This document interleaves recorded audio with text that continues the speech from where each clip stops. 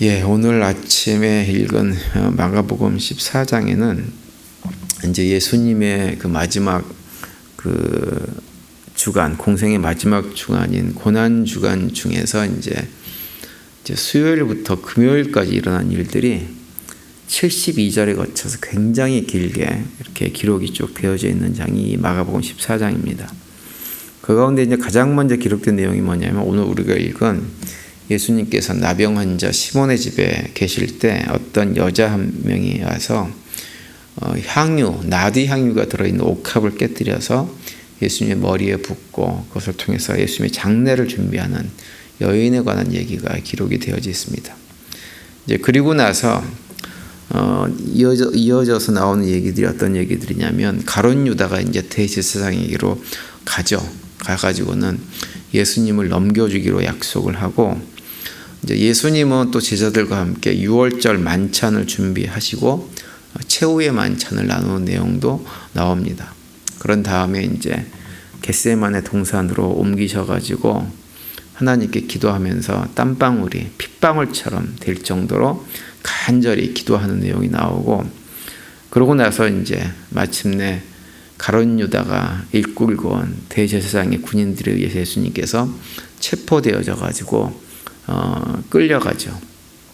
그리고 이제 그 뒤에 예수님을 뒤따라서 제자 베드로가 그 대제사장의 집에 들어갔다가 그 집에서 일하는 여종이 묻는 질문에 예수님을 3번이나 부인을 합니다. 그리고 3번째 부인했을 때 이제는 어떤까지 하냐면 막 예수님을 저주까지 했다고 성경에 기록을 하고 있죠. 그런데 제자가 베드로가 3번째 부인을 하고 나자 예수님께서 말씀하신 대로 닭이 울어서 그 닭 울음소리를 듣고 제자 베드로가 나가서 심하게 통곡하며 울었다라고 하는 내용으로 14장이 이제 마무리가 되어집니다. 여러 가지 많은 얘기가 나오는 본문이 마가복음 14장인데요. 그 가운데 이제 첫 번째 오늘 우리가 읽은 본문은 말씀드린 대로 베다니에 문둥이 시몬의 집에 들어가셨을 때 일어난 일이 기록되어져 있는 본문인데요. 3절을 다시 한번 보시면 예수께서 베다니 나병 환자 시몬의 집에서 식사하실 때 한 여자가 매우 값진 향이 곧 순전한 나드 한 옥합을 가지고 와서 그 옥합을 깨뜨려 예수의 머리에 부으니라고 말씀을 시작하고 있습니다. 한 옥합 나드 향이 들어있는 옥합을 깨뜨려 가지고 예수의 머리에 부었습니다. 그러자 이제 주변에 있던 사람들이 이 여인이 한 행동을 보고 깜짝 놀라기도 하고 기분이 나빴는지 화를 내면서 책망을 합니다. 4절의 내용이죠. 4절과 5절 보시면 어떤 사람들이 화를 내어 서로 말하되 어찌하여 이 향유를 허비하는가 이 향유를 300데나리온 이상에 팔아 가난한 자들에게 줄 수 있었겠도다 하며 그 여자를 책망하는지라 이렇게 기록을 하고 있습니다. 이 여인 주변에 있던 사람들이 이 여인의 행동을 보고 그 나두향 옥합이 굉장히 비싼 건데 이걸 갖다가 한몫에 깨뜨려 가지고 예수님의 머리에 부어버리는 행동을 하니까 화를 내고 있는 것입니다. 그러면서 하는 얘기가 그거 팔아서 가난한 사람들에게 좀 나눠주고 하는 일을 하는 것이 훨씬 더 귀한 일 아니냐. 어떻게 그걸 갖다가 한몫에 깨가지고 예수님 머리에 부을 수가 있느냐 라면서 책망을 한 겁니다. 300데나리온이면 오늘날로 치면 이것이 거의 3만 불 이상 되는 금액에 해당되는 아주 귀한 값입니다. 1데나리온이 이제 당시 일용 노동자들의 하루 품삯에 해당되는 금액이기 때문에 거의 일용 노동자들의 1년치 품삯에 해당될 만큼 큰 돈인 것은 맞습니다. 그러다 보니까 사람들이 볼 때에는 이해가 안 되는 아주 비상식적이고 비합리적인 행동을 한 거예요. 깨트리지 말고 조금 이렇게 부어서 예수님 머리에 붓고 나머지 내용 그 향은 팔아가지고는 이렇게 선한 일, 좋은 일 했으면 좋을 텐데 이 여인이 어리석게도 그 향을 다 깨트려가지고 예수님께 쏟아 부은 것이 굉장히 낭비하는 것처럼 보이는 것이 상식적으로 맞는 얘기입니다. 그래서 이제 그 책망을 한 건데요. 그런데 이렇게 지극히 상식적이지 않고 합리적이지 않은 행동을 했다고 하는 이유 때문에 여인을 비난하는 사람들을 향해 가지고 예수님께서 이렇게 말씀을 합니다. 6절에 예수께서 이르시되 가만두어라. 너희가 어찌하여 그를 괴롭게 하느냐. 그가 내게 좋은 일을 하였느니라. 이렇게 말씀을 하고 계세요. 예수님 편에서 볼 때는 그 여인이 300데나리온을 이렇게 낭비한 것이 문제가 아니고 예수님을 향한 그 여인의 마음을 예수님께서 아신 거죠. 그러면서 특별히 8절에 이렇게 말씀합니다. 그는 힘을 다하여 내 몸에 향유를 부어 내 장례를 미리 준비하였느니라. 이렇게 말씀을 하고 있어요. 그러니까 이 여인이 행한 예수님을 향한 좋은 일이라고 하는 것은 뭐냐면 예수님의 장례를 미리 준비한 것입니다. 보통 이제 이스라엘에서는 그 사람이 죽으면 무덤에 장례를 치르기 전에 먼저 그 몸에다가 향유를 다 부어가지고 그 몸에서 썩은 냄새가 날 때 그것들을 좀 중화하기 위한 방편을 했죠. 그러니까 이 여인이 예수님의 몸에다가 거의 머리에다 부었다고 하지만 그 한 옥합이 흘러내리면 온 몸에 다 흘러내렸을 거예요. 이건 뭐냐면 예수님께서 보실 때는 이 여인이 내가 앞으로 어떤 일을 당할지를 알고 미리 장례를 준비한 것이다. 이렇게 말씀을 하고 있는 거예요. 그러면서 그 예수님의 죽음과 이런 모든 과정들이 300데나리온이라고는 귀한 금액을 들여서 그 장례를 준비해도 조금도 아깝지 않을 만큼 귀한 것이다라고 하는 것을 이 여인이 알았다고 하는 거죠. 사람들 눈에 볼 때는 낭비처럼 보였어요. 그런데 이 여인은 그것이 전혀 낭비일 수가 없어요. 왜냐하면 예수님께서 걸어가실 그 길, 우리의 죄를 대속하기 위해서 십자가에서 고난받고 죽으실 그 모든 과정들이 이 세상 그 무엇을 다 드려도 아깝지 않을 만큼 귀한 것이라고 하는 것을 이 여인이 알았다고 하는 거예요.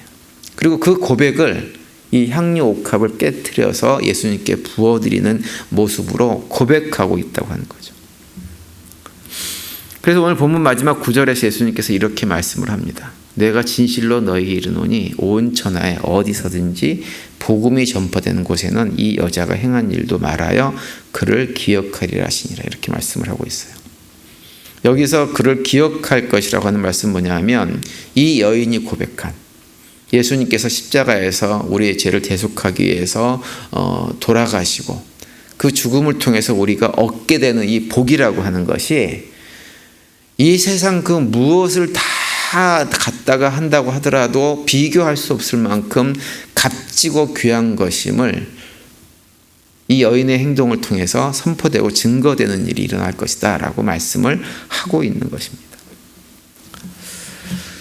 사람들은 상식과 합리성 같은 얘기를 많이 합니다. 근데 사실 하나님이신 예수님이 인간의 육신을 입고 이 땅에 오신 것 자체가 지극히 비상식적인 이야기입니다.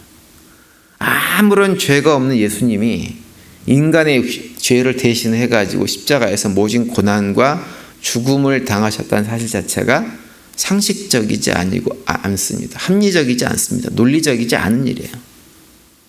뿐만 아니라 끊임없이 반역하는 죄인인 우리들을 구원하기 위해서 우리가 뭐라고? 우리를 구원하기 위해서 자기 아들을 기꺼이 내어주기까지 우리를 사랑하시는 하나님의 사랑은 정말 말이 안 되는 비논리적이고 비합리적인 행위가 바로 하나님의 사랑입니다. 그래서 우리 기독교 신앙은 기본적으로 상식이 통하지 않는 신앙이에요. 논리가 통하지 않는 믿음입니다. 복음이라고 하는 것은 처음부터 말이 안 되는 소식이었어요. 그래서 세상 사람들의 관점으로 볼 때에는 복음을 받아들이지 않는 사람들 입장에서 볼 때에는 이 모든 얘기가 다 말이 안 되고 어리석고 미련하게 보이는 행동일 수밖에 없는 거예요. 그런데 우리는 그 사실을 알기 때문에 그 사실을 너무나 잘 알기 때문에 마치 이 여인 오늘 본문에 나온 여인처럼 걸 알기 때문에 우리의 시간도 물질도 우리의 삶도 복음을 전하는 것을 전혀 아까워하지 않는 사람들이에요. 그리고 그 가운데 세상 사람들은 경험하지 못한 참된 기쁨과 만족을 경험하는 사람들이 우리들입니다. 세상 사람들은 뭐라 그러든지 상관없이 그들은 그걸 모르기 때문에 비난하고 욕하고 어리석다 미련하다 얘기를 하지만 우리는 그것을 알기 때문에 그것이 아깝지 아는 거예요. 우리가 살고 있는 현대사회로 흔히 이성과 과학의 시대라고 말을 많이 하죠. 그래서 사람들은 무엇을 하든지 이성적이고 논리적이고 합리적이고 뭐 이런 것들을 얘기하면서 그렇게 되기를 원해요.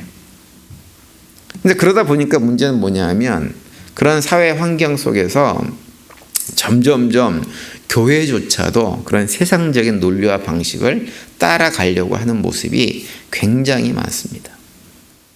교회인들도 그런 것도 생각해가지고 교회가 보다 합리적이고 논리적이고 이성적이고 이런 어떤 조직이 돼야 된다고 생각을 많이 하고 주장을 하죠.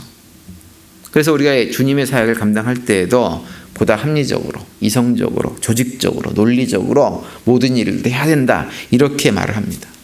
물론 그런 주장이 한편으로는 일리가 있고 맞는 말이기도 해요. 틀린 얘기는 아닙니다. 필요한 일입니다. 그런데 문제는 뭐냐면 그것만 붙잡아서는 안 된다고 하는 거예요.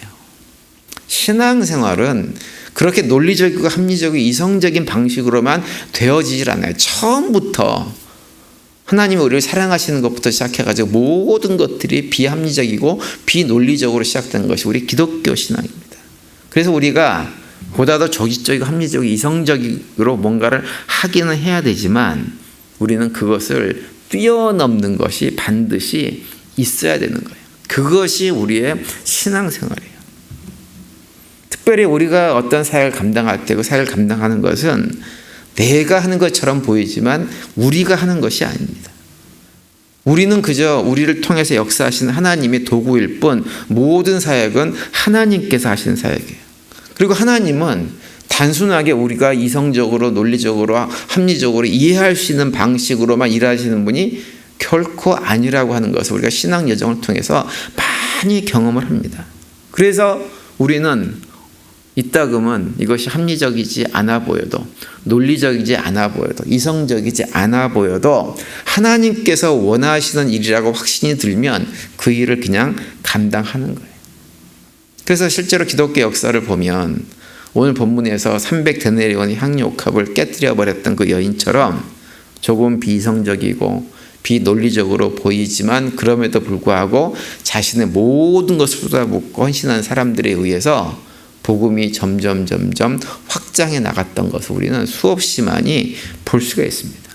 그래서 우리가 정말 복음을 증언하는 증인의 삶을 살아가려면 너무 합리적이다, 이성적이다, 논리적이다, 조직적이다 이런 것들을 따져서는 안 되는 거예요. 주님의 일은 그것이 얼마만큼 논리적이고 합리적이고 이성적이고 사람들이 볼 때 합당하게 보이느냐에 의해서 되어지는 일이 아니라 중요한 것은 그 일이 얼마만큼 하나님의 마음에 우리의 주님의 마음에 합한 것이냐에 따라서 달려 있는 거예요. 그것이 정말 주님의 뜻에 합하면 세상 사람들이 볼 때는 다 미련하고 어리석게 보이는 방식이라고 할지라도 하나님께서 그 일이 이루어지도록 만들어 가시는 것입니다. 그러면 결과에 관계없이 합리적이지 않아도 이성적이지 않아도 논리적이지 않아도 그 모든 것을 통해 가지고 오늘 본문에 나와 있는 이 여인의 모습을 통해서 하나님 보여주셨던 것처럼 아름다운 영적인 열매들 우리가 거두면서 살아갈 수가 있게 되어지는 것입니다. 오늘 하루 살아가시면서 오늘 본문의 여인처럼 주님의 마음을 깨달아 알고 또 주님께서 기뻐하시는 헌신의 삶을 살아가시는 가운데 주님의 선한 일꾼들로 쓰임받는 복된 하루가 되시기를 간절히 바랍니다. 그 가운데 오늘 하루도 또 주님께서 주시는 세상에 알 수 없는 참된 평안과 기쁨과 만족이 우리 삶에 충만한 복된 하루가 되시기를 간절히 축원드립니다.